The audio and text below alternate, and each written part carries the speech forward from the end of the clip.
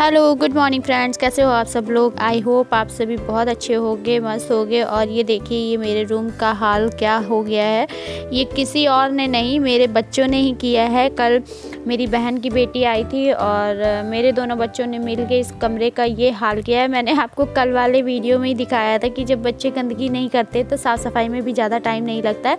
लेकिन अभी मुझे इस जो फैला हुआ है ना, ये सारी चीज़ें उठाने में ही मुझे लगभग 10 मिनट लग जाएंगे, क्योंकि इसमें कलरफुल स्टोन भी हैं जो कि मैंने एक कांच के फ्लावर वॉश में रखे हुए थे।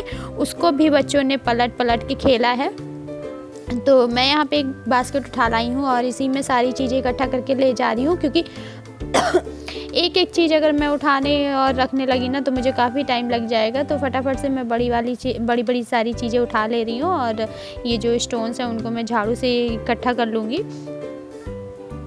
और ये बड़े वाले खिलौने ही बहुत ज़्यादा थे। मैं 4-5 बार ये बास्केट भर भर के रख के आई हूँ। तो बड़े वाले खिलौने तो हट गए, अब ये मैं स्टोन उठा ले रही हूँ। और ये देखिए कहाँ कहाँ इन्होंने डाले हैं, टेबल के नीचे, कंप्यूटर टेबल के नीचे और साथ ही सोफ़े के नीचे। तो जो मतलब जहाँ तक मुझे मिल जा रहे हैं मैं हाथ से ऐसे ही उठा ले रही हूँ। और जो सोफ़े के नीचे हैं उनको मुझे झाड़ू से खिसका के ही उठाना पड़ेगा, क्योंकि वो काफ़ी अंदर हो गए हैं।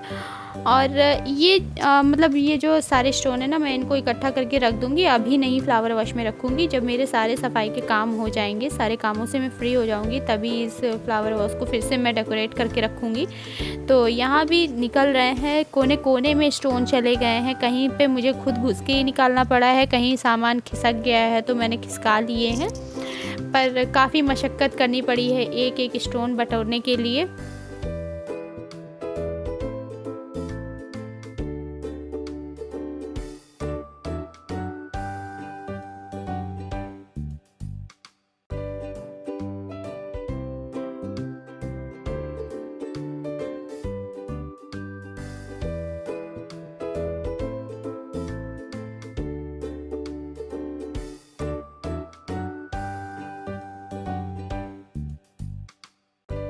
तो बस स्टोन इकट्ठा करके मैं सारे रख दूँगी और अंदर मैं झाड़ू अभी लगा लूँगी, लेकिन बाहर मैंने नहीं लगाया है। बाहर की मुझे थोड़ी डस्टिंग करनी थी। अंदर तो मैं टाइम टाइम पे करती रहती हूँ, करती मैं बाहर भी रहती हूँ, लेकिन बाहर ज़्यादा मिट्टी आती है, धूल मिट्टी आती है, क्योंकि मेरे पास में कंस्ट्रक्शन वर्क भी चल रहा है। इसकी वजह से ये गेट वगैरह और जो बाउंड्री है ये बहुत ज़्यादा गंदी हो जाती है। मैं इसको टाइम टाइम पे पानी से वॉश भी करती रहती हूँ, लेकिन फिर भी कपड़े से साफ़ करने की अलग ही बात है। कपड़े से बहुत अच्छे से क्लीन हो जाता है। तो मैं इसको सूखे कपड़े से पोंछ दे रही हूँ। और गेट को तो मैंने एक बार सूखे कपड़े से पोंछा है, उसके बाद फिर गीला कपड़ा करके भी पोंछ दिया है, ताकि उसमें जो भी थोड़ी बहुत डस्ट रह गई हो वो निकल जाए।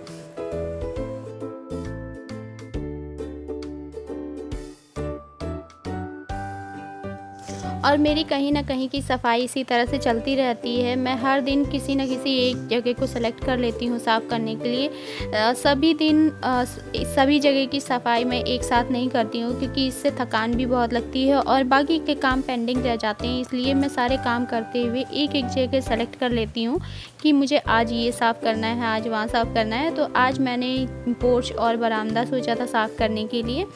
वैसे तो सुबह गाड़ियाँ निकल जाती हैं, लेकिन आज संडे है तो गाड़ियाँ खड़ी रह गई हैं, क्योंकि शुभी को स्कूल छोड़ने जाते हैं इनके पापा। तो वो एक गाड़ी तो निकल ही जाती है और एक खड़ी रहती है, तो उससे कोई प्रॉब्लम नहीं होती, काफ़ी स्पेस हो जाता है, निकल आता है, जिससे मतलब ठीक से क्लीनिंग हो जाती है। तो यहाँ पे मैं एक बार सूखे कपड़े से खिड़कियों को पोंछ ले रही हूँ और उनके भी शीशे साफ़ कर ले रही हूँ, क्योंकि बारिश का मौसम है ना, तो कितना भी आप की खिड़कियाँ अंदर हों, थोड़ा बहुत उस पर डस्ट और पानी की छींटें आ ही जाती हैं। तो बाहर की जब क्लीनिंग हो गई है तो अंदर से पोछा लगाना रह गया था। अंदर से लेके बाहर तक मैं पूरा एक साथ ही पोछा लगा ले रही हूँ। और ये वॉश बेसिन वैसे तो मैं सर्फ डाल के साफ़ कर देती हूँ, लेकिन हफ्ते में एक बार मैं इस पर हार्पिक लगा के साफ़ करती हूँ, ताकि जो भी इसमें जिद्दी स्टेन वगैरह होना वो सब साफ़ हो जाए। और जिस कपड़े से मैं ये वॉश बेसिन साफ़ करती हूँ, उसी से हल्का सा मैं उस पे शीशे पे भी लगा देती हूँ कपड़ा। तो हमारे यहाँ का पानी बहुत खारा है, जिससे शीशे पे बहुत जल्दी से दाग पड़ जाते हैं, तो इसकी वजह से वो जो दाग पड़ते हैं ना पानी के, वो भी बहुत अच्छे से साफ़ हो जाते हैं। तो अभी मैं नहा धो के आ गई हूँ और मैंने एक तरफ चाय रख दी है पकने के लिए, और आज मैं नाश्ते में पोहा बना रही हूँ। पोहा मैं प्याज वाला ही बना रही हूँ, और उसमें आलू वगैरह मैं नहीं डालती हूँ, बस प्याज डाल के भून लेना है और राई डाल देंगे, करी पत्ता डाल देंगे, और हरी मिर्च को भी मैंने काट के बीच से काट के डाला हुआ है। जब ये अच्छे से हो गया है तब इसमें बीच में ही मैंने मूंगफली के दाने डाल दिए हैं। मूंगफली के दाने बीच साथ ही में डाल दिए ना, तो प्याज के साथ ही ये मूंगफली के दाने भी भूनते रहेंगे, और हल्दी डाल के फिर धुला हुआ पोहा डाल देना है और इसको अच्छे से मिक्स कर देना है। बाकी आप जितना तीखा और चटपटा चाहते हो उस हिसाब से बाकी मसाले यूज़ कर लीजिए। मैं धनिया, मिर्च और जीरा भून के पीस के रखती हूँ, तो वही मसाला मैं इसमें डालूँगी और पिसा हुआ नमक डाल दूँगी, बस इसके अलावा मैं कुछ नहीं डालूँगी। और मैं ना अपने पोहे में अलग से नींबू डाल लेती हूँ, क्योंकि हल्का सा मुझे पोहा खट्टा अच्छा लगता है। बाकी मैं खट्टा नहीं खाती हूँ, और लोगों के में मैं नहीं डालती, क्योंकि सभी लोगों को नहीं पसंद है, सिर्फ मुझे पोहा ही खट्टा पसंद है, तो थोड़ा सा ही डालती हूँ, ज़्यादा नहीं डालती हूँ। और ये इधर मम्मी ने दलिया बनाई थी, मैं जब साफ़ सफाई कर रही थी तो वो दलिया बना रही थी। दलिया मम्मी पापा खाएंगे, और मैंने ओट्स बनाए हैं बच्चों के लिए, बच्चे ओट्स खाते हैं। तो हमारे यहाँ ना सबका नाश्ता अलग अलग हो जाता है, और हम लोग चाय पियेंगे और पोहा खाएंगे।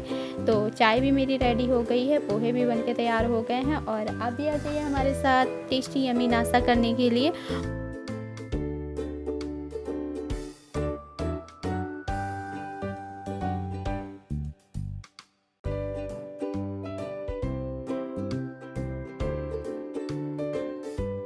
तो मेरी हर जगह डस्टिंग हो गई थी, बस बेडरूम में नहीं हुई थी, क्योंकि आज संडे है और बच्चे थोड़ा लेट से उठे हैं। तो अभी फटाफट से मैं यहाँ पे बिस्तर सही कर दूँगी, और आज मुझे बेडशीट भी चेंज करनी थी, तो मैंने सोचा आराम से जब बच्चे उठ जाएंगे तभी मैं सब झाड़ना पोछना करूँगी। तो यहाँ पे मैं बेडशीट चेंज करके उसके बाद बेड के बॉक्स वगैरह जो हैं उनकी डस्टिंग कर दूँगी। और सुबह से मैंने बोला है कि जो भी टॉयज़ हैं उसके वो कलेक्ट करके अपने बॉक्स में रख के आए। मैंने बच्चों का बॉक्स बना रखा है, उसी में ये सारे टॉयज़ रखते हैं, इधर उधर नहीं डालते। लेकिन रात में ये लोग खेले हैं ना, तो यहीं पे इन्होंने रख दिया था। तो अभी मैंने इनसे बोला कि जाओ रख के आओ। शुभी ये सारे काम करा रही है, और सुबह देखिए आपको कैमरे में अपनी गाड़ी चलाते हुए दिखा रहा है, पता नहीं चला रहा है या उड़ा रहा है, मुझे तो समझ में नहीं आ रहा है।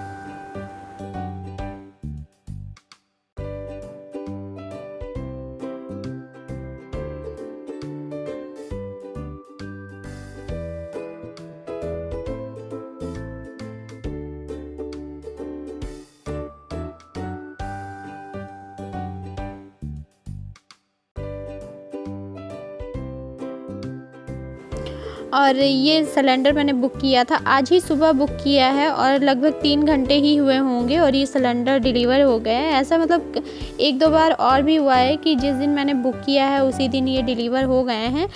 अरहर दाल ख़त्म हो गई थी, तो ये मैंने पापा से मंगवाई है, इसे भी मैं डिब्बे में भर दूँगी।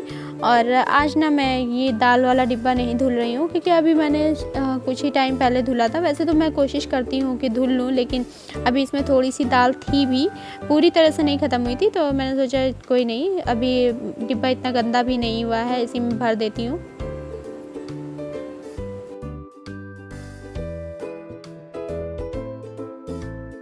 और अब मैं लंच बनाऊंगी। लंच में मैं आज कुछ ख़ास नहीं बना रही हूँ, दाल चावल और घुइयाँ की सब्ज़ी, और साथ में पूड़ी खाने वालों को पूड़ी बना दूँगी और रोटी खाने वालों के लिए रोटी बना के रख दूँगी।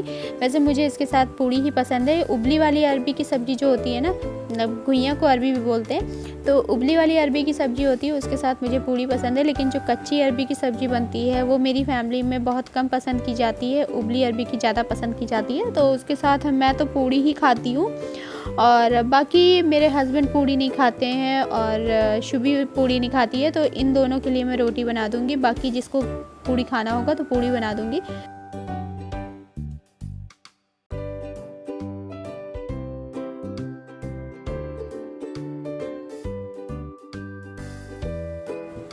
और ये देखिए एक लहंगा है जो कि बिल्कुल सिंपल है, इसमें कोई एम्ब्रॉयडरी और कोई स्टोन वगैरह नहीं है। तो इसमें ना मैं अपनी क्रिएटिविटी दिखा रही हूँ।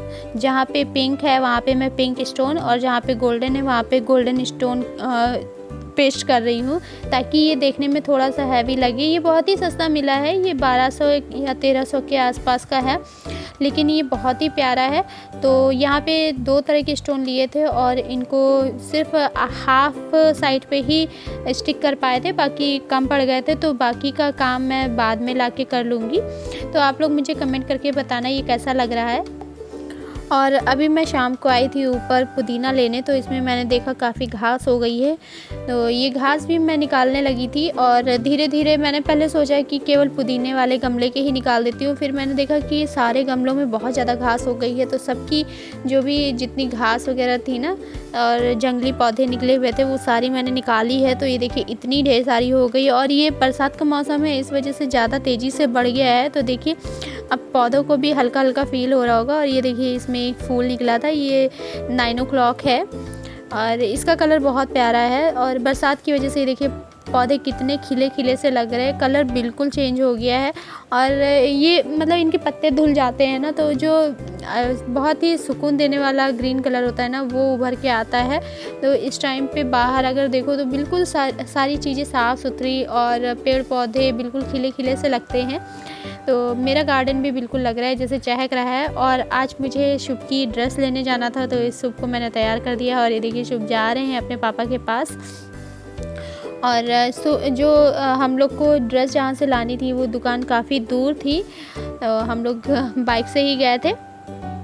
यहाँ पे ये जो है ना जो रोड जा रही है इसके पास में जंगल वाला एरिया है, तो यहाँ पे काफ़ी घने घने पेड़ पौधे हैं। तो मैं इसी का वीडियो बनाई थी, मुझे ये बहुत अच्छे लगते हैं और बरसात के टाइम पे तो और भी प्यारे लग रहे थे।